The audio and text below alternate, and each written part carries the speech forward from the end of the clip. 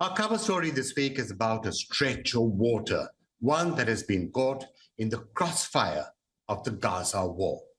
This is the Red Sea, one of the most critical waterways in the world. It links the Mediterranean Sea with the Indian Ocean. On two sides are Egypt and Sudan, and Saudi Arabia, Eritrea, Djibouti, and Yemen.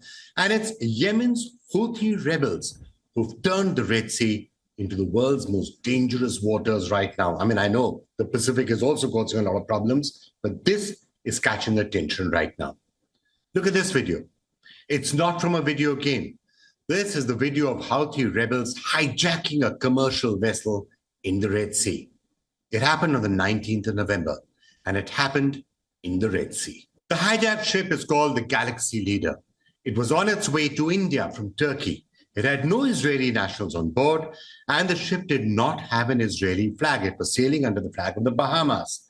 The vessel was British-owned and Japanese-operated. But the British company was linked to an Israeli businessman whose name was Abraham Rami Ungar. He's one of Israel's richest men. How do the Houthis even know of his connection to that Bahamas flag ship? Well, who provided them with the intel?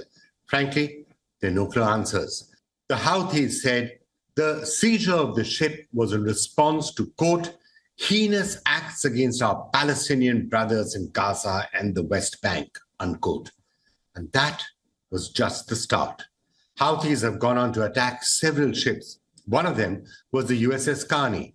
Most of these attacks have been in this area, the Bab el-Mandeb Strait. Now, let me just zoom out a little bit and tell you, who are the Houthis? Now, they're an armed group which was formerly called the Ansar Allah.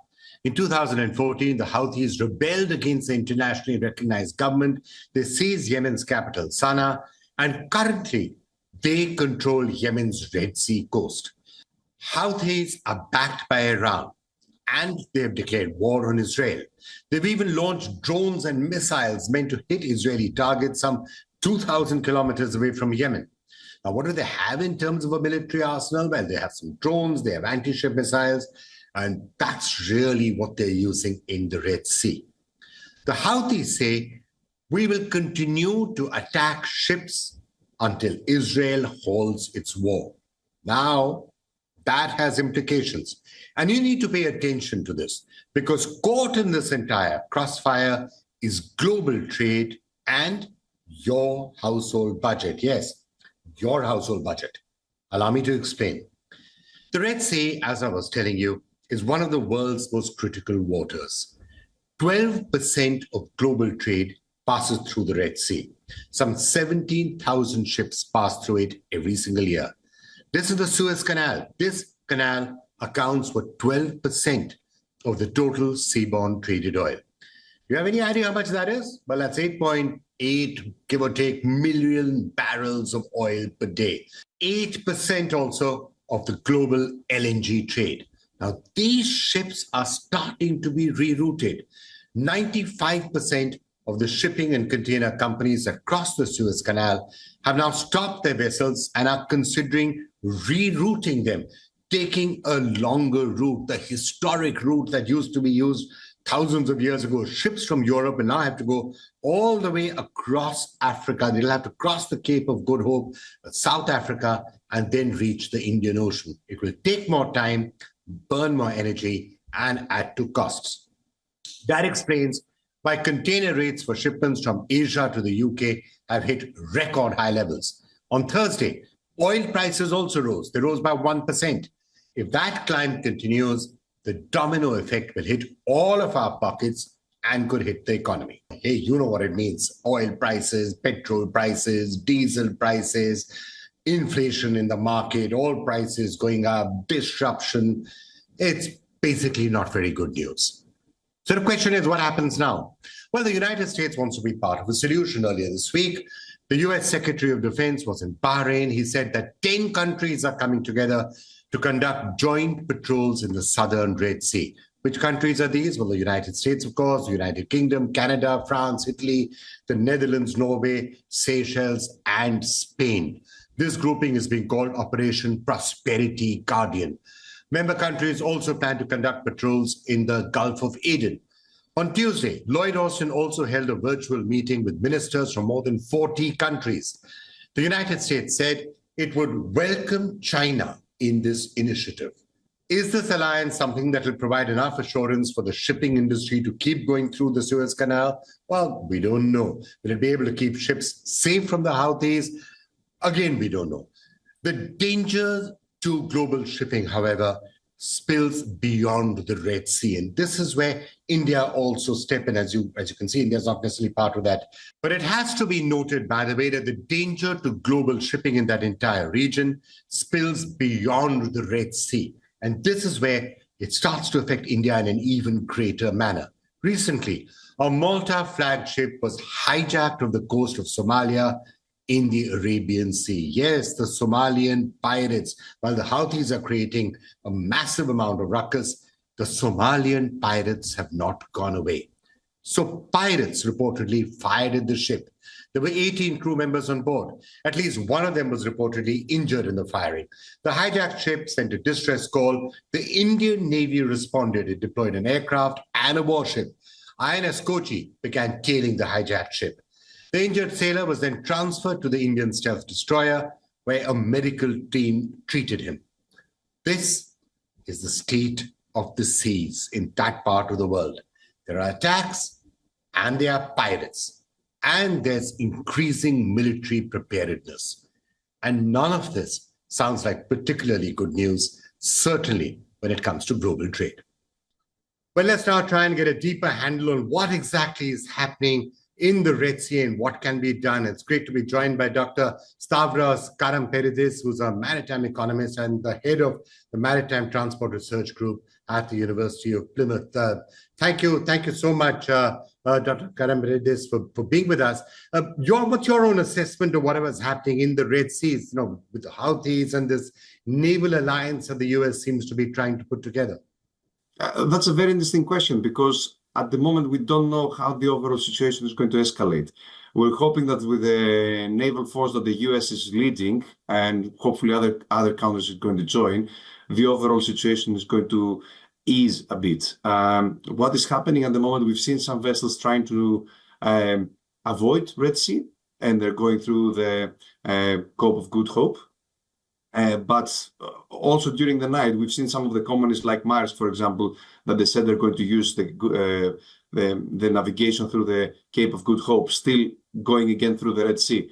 So at the moment, also the shipping community is trying to find out what is happening out there. It's only a week that we had that kind of escalation.